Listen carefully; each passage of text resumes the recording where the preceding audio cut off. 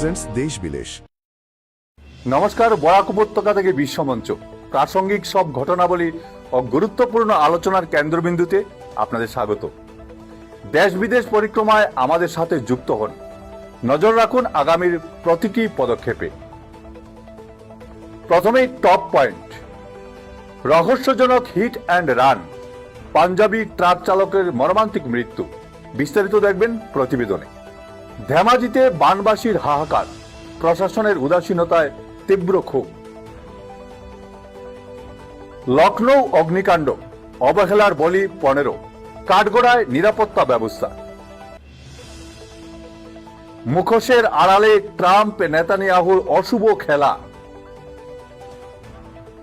এবারে আসছি বিস্তারিত প্রতিবেদনে। শিলচর আফলং জাতীয় সড়কের মধুরাপুর এলাকায় সংঘটিত এক ভয়াবহ হিট অ্যান্ড রান ঘটনা জনমনে গভীর শোক ও চাঞ্চল্যের সৃষ্টি করেছে। রাতের অন্ধকারে ঘাতক বাহনের ধাক্কায় প্রাণ হারিয়েছেন পাঞ্জাব থেকে আসা এক ট্রাক চালক। স্থানীয় সূত্রে জানা গেছে, জাতীয় সড়কের পাশ দিয়ে হেঁটে যাওয়ার সময় অজ্ঞাত পরিচয় এক দ্রুতগামী গাড়ি তাকে সজোরে ধাক্কা দিয়ে পালিয়ে যায়, যার ফলে ঘটনাস্থলেই তার মৃত্যু হয়। আজ সকালে স্থানীয়রা রক্তাক্ত দেহটি পড়ে থাকতে দেখে পুলিশকে খবর দিলে শিলচর মেডিকেল কলেজে ময়না তদন্তের জন্য পাঠানো হয়। এই ঘটনাটি বর্তমানে জাতীয় সড়কের নিরাপত্তা ও রাতের বেলায় পথচারীদের সুরক্ষার বিষয়টি নিয়ে বড়সড় প্রশ্ন তুলে দিয়েছে।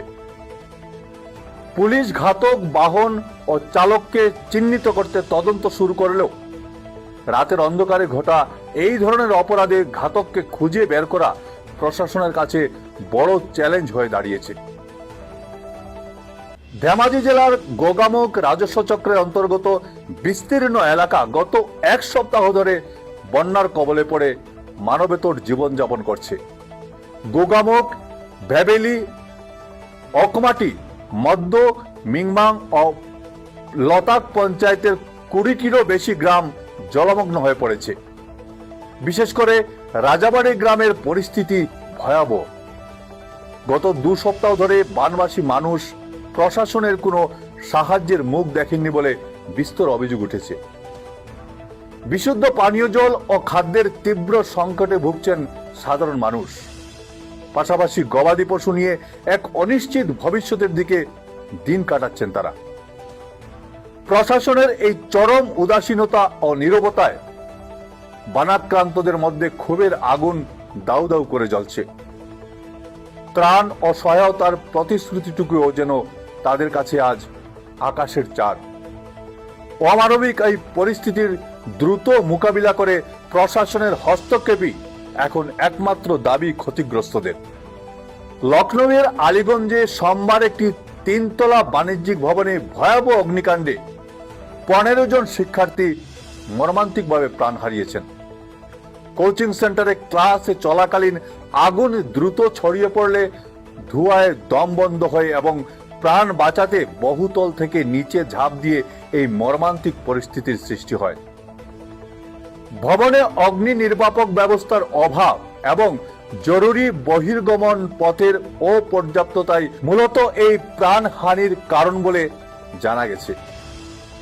এই ঘটনা নিছক দুর্ঘটনা নয়, বরং প্রশাসনিক নজরদারি ও অগ্নি নিরাপত্তা বিধি লঙ্ঘনের এক চরম নিদর্শন।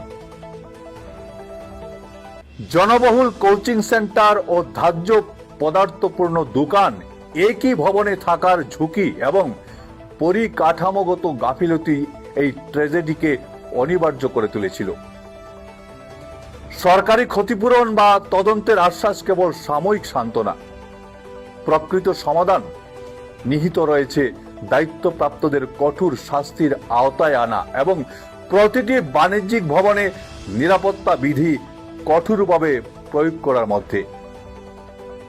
এই ধরনের ঘটনায় স্থানীয় প্রশাসনের দায়বদ্ধতা নিশ্চিত করার বিষয়ে আপনাদের মতামত কি? নিশ্চয়ই কমেন্ট বক্সে লিখে জানাবেন। ইরান সংঘাতের ধুলোবালি থিতু না হতেই ওয়াশিংটন ও তেল আবিবের আকাশে এখন সংশয়ের মেঘ।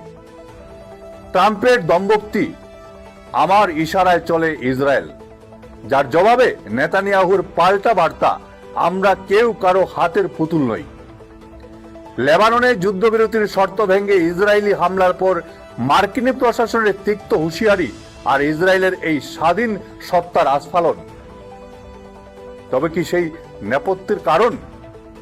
বন্ধুত্বের আড়ালে লুকিয়ে থাকা এই কূটনৈতিক দ্বন্দ্ব কি কোনো বড় ভাঙনের ইঙ্গিত, নাকি নিছকই ক্ষমতার দম্ভের লড়াই? ক্ষমতার অলিন্দে দুই নেতার এই নতুন সমীকরণ এখন বিশ্ব রাজনীতির সবচেয়ে বড় ধোঁয়াশা। আজ এ পর্যন্তই। প্রতিদিন বিকেলে দেখতে ভুলবেন না ঈশান বাংলার দেশ বিদেশ পরিক্রমা। ভালো থাকুন, সুস্থ থাকুন। ভিডিও সম্পাদনায় আমার সঙ্গে ছিলেন বঙ্কিম সোনার। নমস্কার।